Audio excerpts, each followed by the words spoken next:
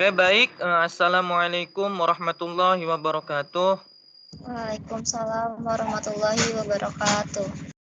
Oke, alhamdulillahirabbil alamin wa bihi nasta'inu ala umuri dunya waddin wassalatu wassalamu ala sayyidil mursalin wa ala alihi wa sahbihi ajmain amma ba'du. Oke, puji syukur kehadirat Allah Subhanahu wa taala yang mana telah memberikan kita nikmat iman dan Islam sehingga kita semua bisa berkumpul di dalam acara Meet kali ini.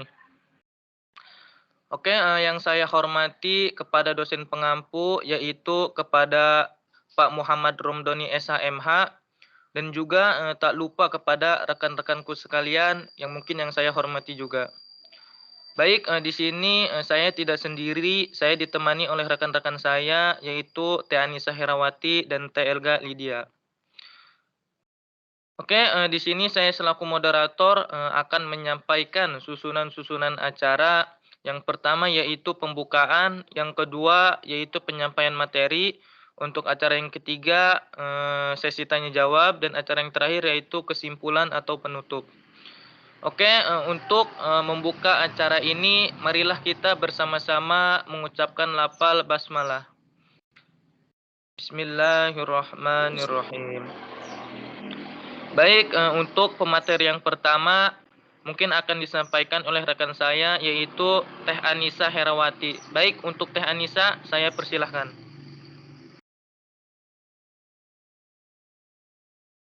Baik, terima kasih kepada moderator. Di sini saya akan menjelaskan tentang pokok-pokok hukum adat, yaitu pengertian hukum adat.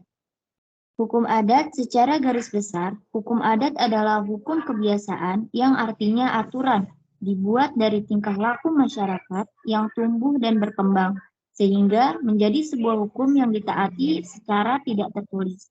Hukum adat diakui oleh negara sebagai hukum yang sah. Pengertian hukum adat menurut para ahli. Yang pertama, menurut Prof. Mr. B. Terhard Bezen, hukum adat adalah keseluruhan peraturan yang menjelma dalam keputusan-keputusan dari kepala-kepala adat dan berlaku secara spontan dalam masyarakat. Terhadap Terhard terkenal dengan teori keputusan.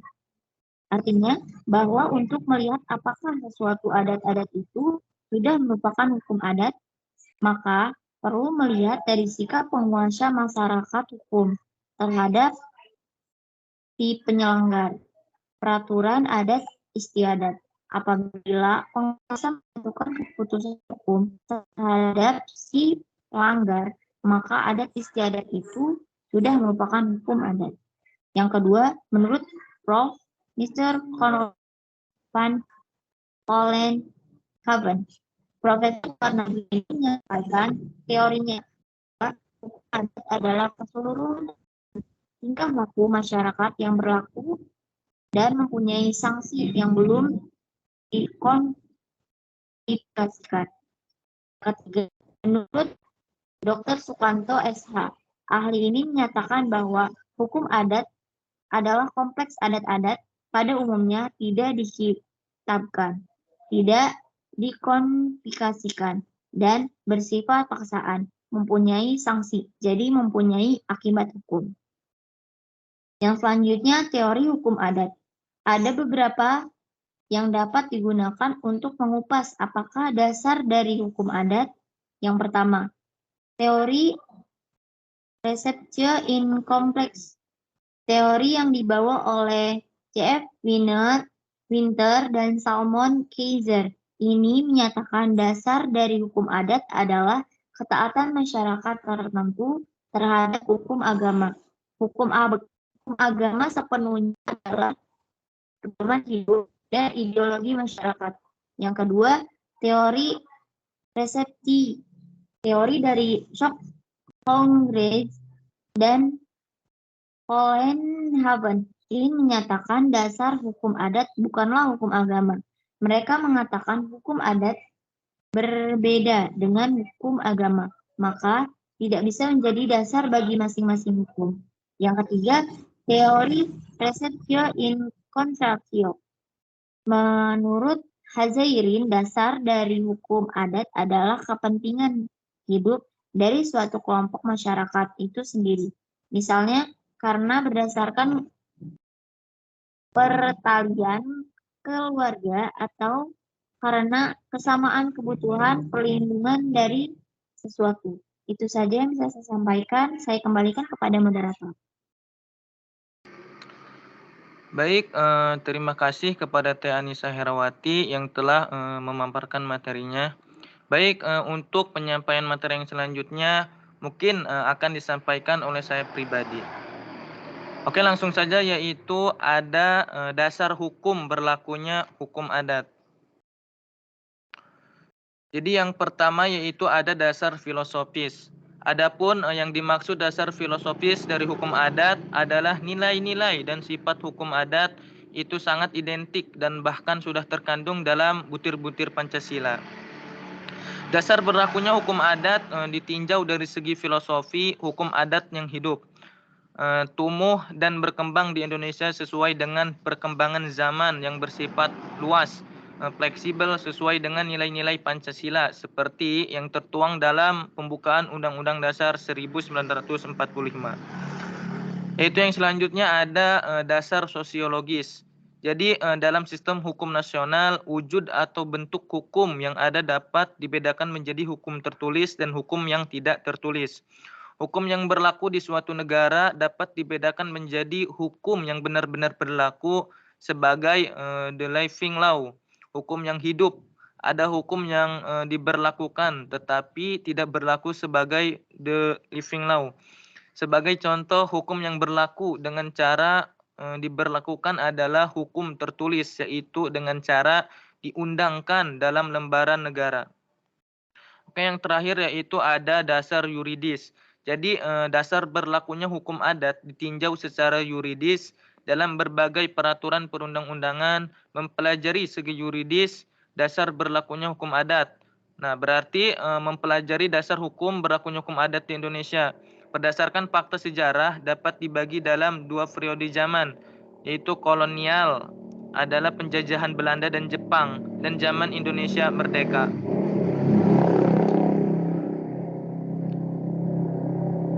Teh digeser teh, punten. Oke, selanjutnya yaitu ada perkawinan dalam hukum adat. Yang pertama yaitu ada adat istiadat. Jadi istilah adat istiadat seringkali diganti dengan adat kebiasaan. Namun pada dasarnya artinya tetap sama. Jika mendengar kata adat istiadat, biasanya aktivitas individu dalam suatu masyarakat dan aktivitas selalu berulang dalam jangka waktu tertentu. Oke, selanjutnya yaitu ada upacara adat. Upacara adat adalah salah satu tradisi masyarakat tradisional yang masih dianggap memiliki nilai-nilai yang masih cukup relevan bagi kebutuhan masyarakat, pendukungnya, dan juga sebagai usaha bagi manusia untuk dapat berhubungan dengan para leluhur. Baik, hanya itu yang bisa saya sampaikan.